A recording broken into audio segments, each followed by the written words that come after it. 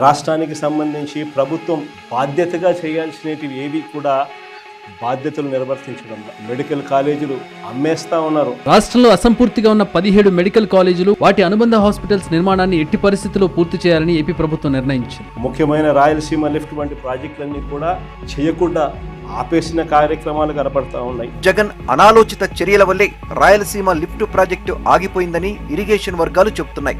రైతుల గురించి పట్టించుకునే నాతుడు లేదు. ఏపీ రైతాంగానికి ప్రభుత్వం ఉగాది కానుకగా అన్నదాత సుఖీభవ 3వ విడత నిధులను ఇవాళ విడుదల చేయనుంది. 4,000 రూపాయల చొప్పున జమ చేయనున్నారు. పిల్లల గురించి పట్టించుకునేవాడు లేడు. రాష్ట్రంలో 67,27,164 మంది విద్యార్థులకు తల్లికి వందనం నగదును ప్రభుత్వం జమ చేస్తుంది. అక్క చెల్లెమ్మల గురించి పట్టించుకునేవాడు లేడు. చివరికి అక్క చెల్లెమ్మలకు పొదుపు సంఘాలకు 0 వడ్డీ డబ్బులు కూడా ఇవ్వని పరిస్థితి. పొదుపు సంఘాల్లోని మహిళలకు గ్రూప్ రుణాలతో పాటు వ్యక్తిగత రుణాలు సైతం ఇవ్వాలని నిర్ణయించింది. ఒక్కో సభ్యురాలికి 1,00,000 నుంచి 5 లక్షల వరకు రుణంగా ఇవ్వనున్నారు.